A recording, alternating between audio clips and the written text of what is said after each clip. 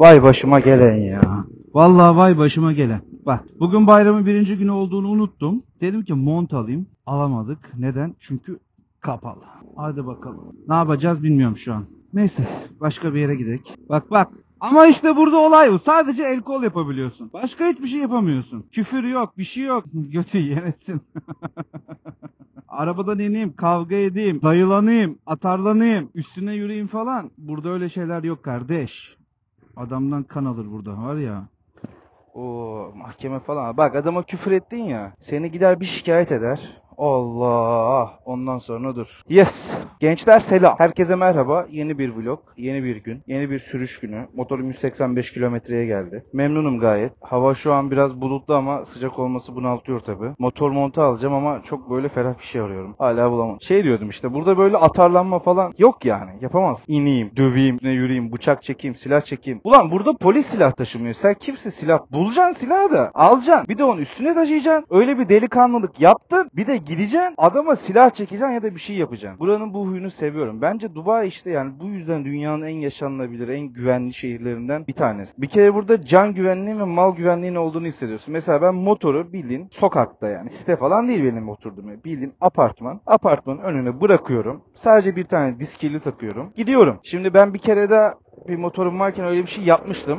Sadece Disk kilidi takıyordum. Bir de onun üstüne işte Abus'un halat kilidi vardı. Onu bağlıyordum şeye. Ne o yerdeki kızaklar var, demirler var ya onlara bağlıyordum. Öyle gidiyordum. Ha bir de bunun üstüne kumandalı alarm vardı. Evim o zaman 1. kattaydı. Yüksek giriş yani. Şey yapıyordum. Hani alarm çaldığı zaman kumanda da taşıyordu. Çıkıp kapatabiliyordum ya da görebiliyordum ne olduğunu yani. Ya o kadar yakın mesafeye bırakıyordum. Abi millet mi dokunmaz? Çocuklar mı dokunmaz? Çocuklar üstüne oturup öbür tarafa mı devirmez? Başa neler geliyordu motorun. Burada mesela sadece bir tane disk kilidi. Alarmı yine evimin önünde. Evim ama yüksek bu sefer ama aras da var işte. Orada boşlukta duruyor. Alarm çaldığı zaman sesi geliyor mesela. Daha önce denedim çünkü. Abi çocuklar bile mi dokunmaz? Hani yetişkini geçtim hani böyle bakayım edeyim diye dokunuyorlar ya. Ya çocuklar bile dokunmuyor. Çocuklar bile. Hani öyle bir güzellik var. Kimse başkasının malına dokunmak, etmek, elleşmek öyle şeyler yapmıyor. ya da mesela trafiktesin. Bir şey oldu. Bir aksilik, bir terslik oldu. Anlaşamadın birisiyle böyle. Yok. Öyle tartışma falan yok. Bak sakın ha. Şu tırın şu önü boş ya bak. Oradan geçeyim dersin. Seni var ya hayatta görmüyor. Mesela bak şu an beni görüyor. Niye? Göz göze gelebiliyoruz buradan. Ama şu önüne girsem var ya hayatta beni görmez. Sonra ezer sonra başlarsın. Değil. Görmüyorsun ya. Acaba mal hakaret mi ya kanuni olarak? Birisi şimdi videosu vardır öyle üstüne alınır. Dava açar. Ne kadar da açarsa açsın ben Dubai'deyim oğlum. Ama olsun yine de hakaretten şey yapmayalım. Kimseden bir şey yemeyelim. Küfürse hakaretse internetten bakacağım onu bipleyeceğim. Geri zeka. Ya da mesela böyle arabanın yanından geçiyor. Araba seni görmüyor. Bak ben bir bip yaptım. Yanlış yaptım. Debriyaja tam sıkmadım.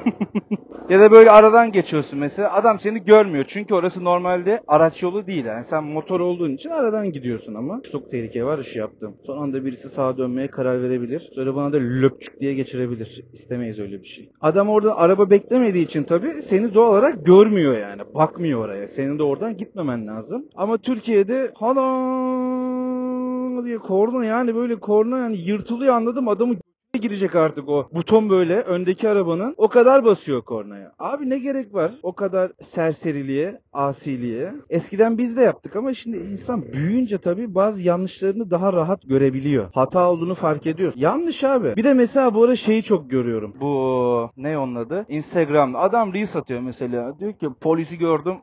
Kaçtım polisten. İyi bok yedin. Polisten niye kaçıyorsun abi sen? Salak mısın? Ceza yiyeceğim. O ceza yiyecek bir şey yapma o zaman. Ceza yiyecek yapacak kadar varsa o zaman polisle de yüzleşecek kadar bütün olmalı. Delikanlısın ya. Demek ki delikanlı değilsin. Mesela örnek vereyim. Benim de eski motorumda açık egzoz vardı. Polis gördüm. Kaçtım daha önce. Neden? Bende o yoktu.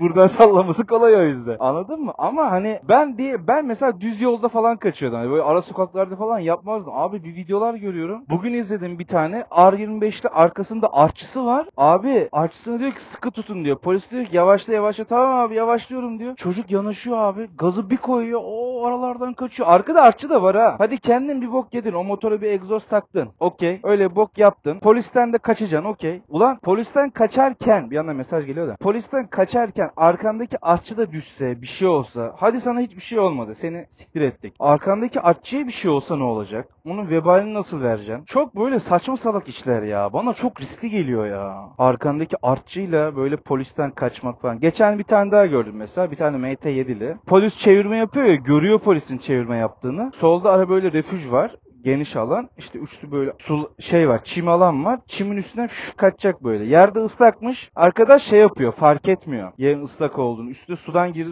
Üstüne girdikten sonra yerin sulu olduğunu fark ediyor. Çat diye düşüyor. Ondan sonra neyse o ayağa kalkıyor falan filan gidiyor böyle. Polis tabii kovalıyor bunu. Sonra böyle gazı köklüyor, kaçıyor, arabaya makas falan atıyor. Yani böyle çok gereksiz aksiyonlar yaşıyor. Yani şimdi Türkiye'de tabii fiyatlar nedir ne değildir bilmiyorum hani cezaları falan ama ceza yemeyeceğim diye salak kafasını kopartacak. Ya bu Dubai'de ışıkları var anasını satayım. Kamp yaptık burada ya. Ağaç oldum valla uzadım burada ya. Zeytin ağacı gibiyim ya şu an. Upuzun oldum. Köklerimi saldım zemine ya. Bıraktığın gibi buradayım. Yalnız değilsin yanımdayım. Tut elimi tut. Hadi daha. Telefonum çaldı da. Intercom otomatik kabul etti bir de çağrıyı. Bu arada var ya, Intercom harbiden dünyanın en güzel şeyiymiş ya. Abi niye daha önce Türkiye'deyken kullanmamışım yani. Gerçekten ama hayatta büyük kolaylık. Neyse yani Türkiye'de şöyle bir olay var. Herkes çok fazla reis, herkes çok fazla patron, herkes çok büyük, herkesin bir tanıdığı var ve insanlar hayata dair herhalde geleceğe dair umutlarını, arzularını, isteklerini kaybetmişler sanırım. Yani yoksa hani bu kadar çok insanların böyle tehditvari hareket etmesi, ya bir şey oluyor mesela adam çıkarıyor, çat seni bıçaklarım ha öldürürüm bak beni katil etme diyor ya da adam mesela hiç öyle demiyor çıkarıyor çat çat sıkıyor sonra kaçıyor yakalanıyor ama ceza almıyor mesela yani bunu da biliyor ama işte bu sistemden kaynaklı yani burada mesela benim arkadaşım vardı. Çocuk bak olayı anlatayım size. ne oluyor biliyor musunuz? Çocuk Kayseri. Şirketin konaklamasında kalıyor. Şirketin lojmanı yani şirket veriyor. Aynı odada 4-5 kişi kalıyorlar. Odada kaldığı 2 kişi de tartışıyor. Çocuklar Türk değil ama Türk pasaportu var. Yani Türkçe biliyorlar bir de. Tartışıyor. Bir şey oluyor böyle. Çocuklar buna küfrediyor. Anasına falan söver. Bu da diyor ki sen kimsin de benim anamı sövüyorsun. Tabii Türk oğlu Türk. Ettirir mi küfür? Ettirmez. Bunlar kavga ediyorlar abi. Bizimki bu ikisini pataklıyor. Çok bir olay olmuyor yani. Pataklıyor değil mi? Öyle ağız burun dağıtmalı bir şey değil yani. Ondan sonra pataklıyor abi. Pataklama olayı olunca bunlar ertesi gün tabii buranın kurallarını biliyorlar ya. Ertesi gün çat polise. Polise gidiyorlar. Polise gidiyorlar. Diyorlar ki böyle böyle bizi dövdüler diyor. Polis diyor ki tamam size şimdi darp raporu. Darp raporu alıyorlar falan. Ertesi günde patron o ikisini kovdu işten. Niye kovdu? Vay dedi sen nasıl böyle yaparsın, küfür edersin bir de kavga çıkartıyorsun sizin yüzünüzden oluyor dedi. Bu ikisini kovdu. Bu ikisi de şikayet ettiği gibi ertesi günde uçak biletini alıyor hop Türkiye'ye gidiyorlar. Bak şimdi kavga eden çıkartan iki kişi sadece şikayet etti. Önce onlar davrandı. Şikayet etti. Çıktılar gittiler memlekete döndüler. Bizim kavga eden çocuk burada kaldı. Şimdi aradan zaman geçiyor tabii. İşte 2 hafta, 3 hafta, 1 ay, 1,5 ay, 2 ay, 3 ay. 3,5 ay. Hiçbir şey yok. Sonra bir gün bu arkadaş şeye gidiyor. Ne onun adı? Burada Global Village'de bir fuar alanı var. Bu arada buna uyarı geliyor. Kağıt ama kağıttan bunun haberi yok. İşte şirketin bizim diğer şubesine gidiyor kağıt. Orada çalışıyor olarak gözüküyor. O şubede gözüküyor çünkü. Oraya gidiyor kağıt. Ama buna kimse söylemiyor ya da işte polisler gidiyor öyle diyor ki bak bu aranıyor diyor. Burada bilginiz olsun yani aranıyor dedim hani ifadeye gelmesi gerekiyor diyor. Ondan sonra buna da kimse bir şey söylemiyor. Neyse abi bu gidiyor o Global Village diye bir yer var bir fuar alanı. Orada çalışacak o gün normal içeri turist biletiyle giriyor içeri. İçerideyken içerideki kameralardan yüz tanıma sistemiyle bunun girdiğini algılıyorlar abi. Bunun girdiğini algılayınca polisler çat diye hemen gidiyorlar bizim çocuğun yanına. Yakalıyorlar bunu orada. Diyorlar ki sen gel bakayım. Sen diyorlar hayırdır. Bunu attılar nezarethaneye. Neyse işte bizim şirketin sahibi falan çıktı gitti görüştü yalvarlar yakarlar hani biz bilmiyorduk böyle olduğunu bize bilgi gelmedi çocuğa da yoksa hani niye şey yapsın falan filan. O gece tuttular nezarethanede gece geç saatlerde bıraktılar. Kaydıyla hani mahkemesi olacak mahkemeye gel. Ulan bak sadece hani 2 yumruk attı çocuklar polise şikayet etti diye. Abi mahkemeye gidecek şimdi karakola gidiyor pasaport falan karakolda. O zamanlarda da hala Covid var. Covid testi falan vermesi gerekiyor karakola giderken. Karakola gidiyor. Diyor ki sen bu Covid testini yaptır gel. Okey. Karakola gidiyor. Covid testini yaptırdıktan sonra alıyor. Bak içeri giriyorsun. Diyorlar ki senin işte şu evranın şu olmamış. Sen git yarın gel. Tamam. Ertesi gün oluyor gidiyor.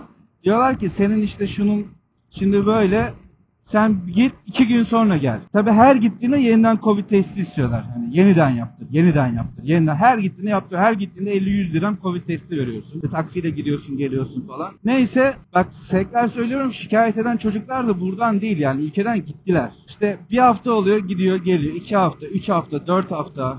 1,5 ay oldu, 2 ay oldu. Dediler ki senin mahkemen şu gün. Okey. Mahkemeye gidiyor. Mahkeme diyor ki işte senin davan şimdi bugün iptal oldu. 3 gün sonra bir daha gel. Her gittiğinde Covid testi yaptırıyor. Ya böyle sürdü olaylar. 3 ayda, 3,5 ayda falan bitti bu olay. Bak şimdi yumruk attı diye önce onu böyle bir 3 ay falan süründürdüler mahkemeye git gel. Sonra buna dediler ki sen bu ülkenin kurallarını çiğnedin. Huzursuzluk çıkardın. Mahkeme ve polisi bu işlerle meşgul ettin. O yüzden sana hapis cezası değil para cezası. Buna güzel bir para cezası yapıştırdılar. Dediler ki seni buraya getiren şirket. Ona da ceza yazıyoruz. Çünkü senden o sorumlu, seni onlar buraya getirdi. Onlara da ceza çat. Sonra bu şirketin şu şubesinde çalışıyorsun, şu şubesi şu alana bağlı deyip oradaki alanı işleten şirkete de ceza kestiler. Çünkü sizin adınızda çalışan şirketteki eleman böyle bir olay işledi dediler. Çat! Ona da ceza yapıştırdılar. Dediler ki bu cezayı ödeyeceksin. Ödememe şansın yok zaten. Hani Türkiye gibi de aman öderim falan değil yani. Ödemek zorundasın o cezayı. Neyse bu olaylar oldu, bitti. Cezalar ödendi. Çocuk havalimanına gidecek. İşte 2 gün sonra falan uçak biletini aldı Türkiye'ye. Dedi ki hani ben çok bunaldım, daraldım. Bir Türkiye'ye gideyim. Bu kadar parayı da cezayı da ödedik. Abi Türkiye'ye gidecek. Uçağa binecek, kontrol, tam sınır kontrolünden geçecek pasaporttan. Diyor ki senin mahkeme celbin hala kapanmamış gözüküyor. O yüzden sen çıkamazsın. Geri git. Bir hafta sonra tekrar gel. Anca o zamana düşer sisteme diyorlar. Ara sıra kontrol et. Abi çocuk döndü tabii, uçak bileti de yandı. Neyse sonra mahkemeye gitti, kontrol ettirdi falan. Dediler ki tamam, sistemden düşmüş olarak gözüküyor, artık çıkabilirsin. Abi gitti. Tekrar uçak bileti aldı. Öyle gitti Türkiye'ye. Sadece bir yumruk attı diye bu olay oldu. O yüzden abi kimse kimseye küfür etmez. Herkes herkese saygılı davranır. Anladın mı? Yani mümkün olabildiğince herkese insan gibi davranmak gerekiyor burada. Kimseye hakaret etmemek gerekiyor. Kimseye küfür etmemek gerekiyor. Öyle ben reisim dersen senin façanı alırlar aşağı. Ya da atıyorum işte ben motorcuyum, polisten kaçın dersen gelirler seni böyle pıt diye alırlar. Motorunu alırlar elinden, lisansını iptal ederler. Sana bir de güzel bir para cezası yazarlar. Para cezası dışında sana hapis cezası da verebilirler. Olayın durumuna göre. O yüzden kurallara uymak, en güzel şekilde hareket etmek, güzel bir sükunet ve güzel bir huzur ortamı sağlıyor. Bu ülkeyi de bu yüzden seviyorum. Türkiye'deki arkadaşlar da size söylüyorum. Yapmayın. Bütün motorcuları kötü gösteriyorsunuz. İnsanlar bu yüzden motorculara bileniyor. Adam görüp senin üstüne bilerek kırıyorsa muhtemelen bir önceki motorcu aynasını kırdı, arabasına tekme attı ya da giderken bir şey yaptı. Yani bir insan durduk yere hiçbir sebep olmadan anormal bir insan değilse aksilik yaratmaz yani. Niye yapsın abi durduk yere? Bu ya da mesela burada niye olmuyor? Türkiye'de oluyor. Olay tamamen bununla alakalı yani. Öyle söylemek istedim yani genel. Sanki ben de şeyim anasını satayım. Ama benim öyle bu kağıtlarım yok ya. Benim bir kere şey var. İşte araba böyle gidiyor. Ben bu şeritteyim. Buradan böyle buraya geçeceğim. O araba da onun önünde oraya geçiyor. Mesela önümde bu Toyota var ya. Onun önündeki araba sola geçecek. Ben de buradan sonra ikimiz aynı anda geçiyoruz. Kadın beni görmedi. Ben de geldim daat yaptım. Gaz verdim. Aynaya bak aynaya dedim yani. Biraz gereksiz bir hatardı ama o an onu fark edememiştim. Sonra ben bunu editledim, YouTube'a da attım.